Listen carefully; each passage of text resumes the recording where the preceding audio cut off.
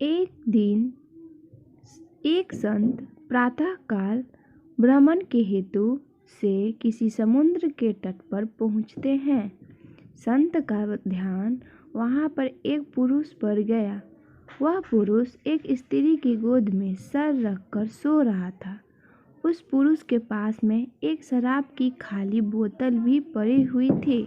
ये सब देखकर संत ने सोचा कि ये पुरुष कितना विलासी और तामसिक है, जो कि सुबह सुबह शराब का सेवन करके एक स्त्री की गोद में सर रख के प्रेमालाप कर रहा है। कुछ देर के बाद उस समुद्र से किसी मनुष्य की चिल्लाने की आवाज़ आने लगी। वो मनुष्य समुद्र में डूब रहा था, इसलिए वो बचाओ बचाओ ऐसा चिल्ला रहा था। उस संत ने ये सब देखा, फिर भी वो कुछ नहीं कर पाया क्योंकि उसे तैरना नहीं आता था। संत बिना कुछ बोले वहीं खड़ा रहा और ये सब देखता रहा। जो पुरुष एक स्त्री की गोद में अपना सर रख के सो रहा था, वो खड़ा हुआ और उस डूबने वाले मनुष्य को बचाने के लिए पानी में कूद पड़ा।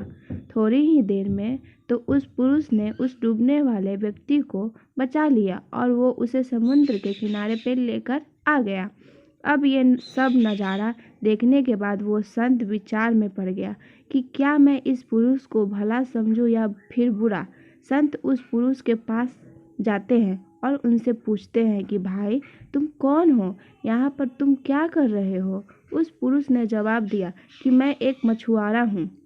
मैं मछली पकड़ने का काम करता हूँ। आज कई दिनों के बाद मैं प्रातःकाल समुद्र से मछली पकड़ने के बाद जल्दी यहाँ पर आराम करने के लिए लौटा हूँ।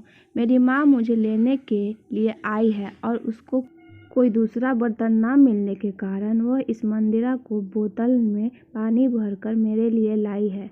मैं कई दिनों की यात्रा से काफ़ी थक गया था और इस भोर के सुहावने मौसम में ये पानी पीकर अपनी थकान कम करने माँ की गोद में सो गया। यह सब सुनकर संत की आंखें नम हो जाती है। संत सोचा रहा था कि मैंने जो कुछ भी देखा और उसका अंदाज़ा लगाया वो सब गलत था। वास्तविकता कुछ और ही थी।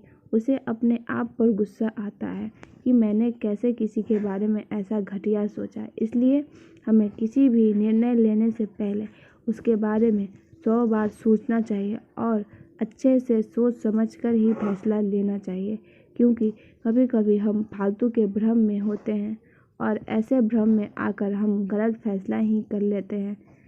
हमें जो जैसा दिखता है वैसा तो होता नहीं, उसका एक दूसरा पहलू भी हो सकता है, पर कभी कभी हम फालतू के भ्रम में आके गलत सोच लेते हैं।